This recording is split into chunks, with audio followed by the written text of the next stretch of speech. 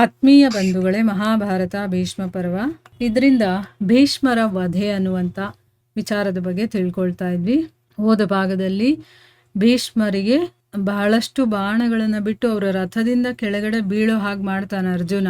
ಅವರ ಶರೀರದಲ್ಲೆಲ್ಲ ಬಾಣಗಳೇ ಇದೆ.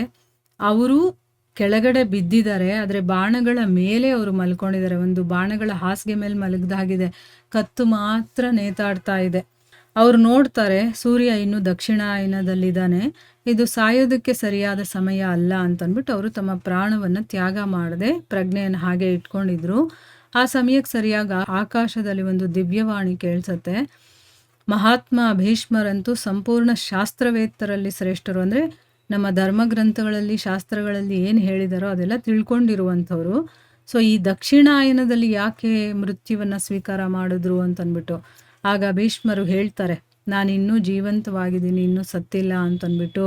ಹಿಮಾಲಯದ ಪುತ್ರಿಯಾದಂತಹ ಶ್ರೀ ಗಂಗೆಗೆ ಯಾವಾಗ ಈ ವಿಷಯ ತಿಳಿಯುತ್ತೋ, ಕೌರವರ ಪಿತಾಮಹ ಭೀಷ್ಮ ಪೃಥ್ವಿಯ ಮೇಲೆ ಬಿದ್ದರೂ ಕೂಡ ಇನ್ನೂ ಪ್ರಾಣಗಳನ್ನು ಹಿಡಿದಿಟ್ಕೊಂಡಿದ್ದಾನೆ, ಉತ್ತರಾಯಣದ ದಾರಿಯನ್ನು ನೋಡ್ತಾ ಇದ್ದಾನೆ ಅಂತ ಅವಳೇನು ಮಾಡಿದ್ಲು, ಮಹರ್ಷಿಗಳನ್ನು ಹಂಸದ ರೂಪದಲ್ಲಿ ಅವರ ಹತ್ರ ಕಳಿಸ್ತಾಳೆ.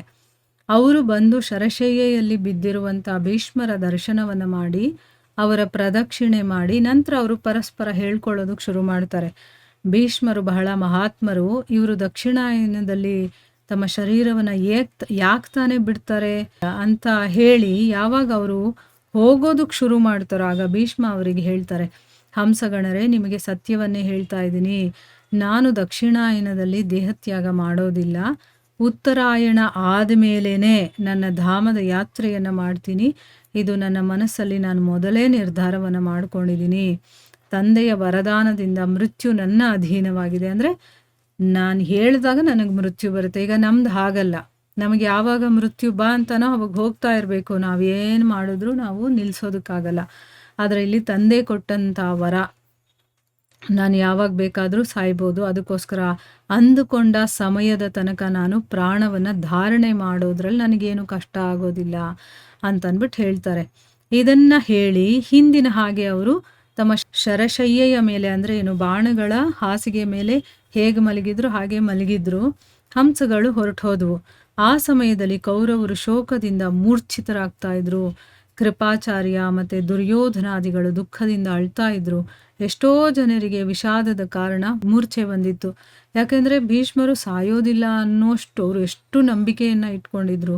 ಈಗ ಅವರು ಈ ರೀತಿಯ ಒಂದು ಸ್ಥಿತಿಯಲ್ಲಿದ್ದಾರಲ್ಲ, ಅದನ್ನು ನೋಡಿ ಅವ್ರಿಗೆಲ್ಲ ತುಂಬ ದುಃಖ ಆಗಿದೆ. ಇವರ ಇಂದ್ರಿಯಗಳು ಜಡವಾಗಿಬಿಟ್ಟಿದೆ. ಕೆಲವರು ಆಳವಾದ ಚಿಂತೆಯಲ್ಲಿ ಮುಳುಗೋಗಿದ್ರು. ಹೇಗಾಯಿತು ಏನಾಯಿತು ಅಂತಂದ್ಬಿಟ್ಟು.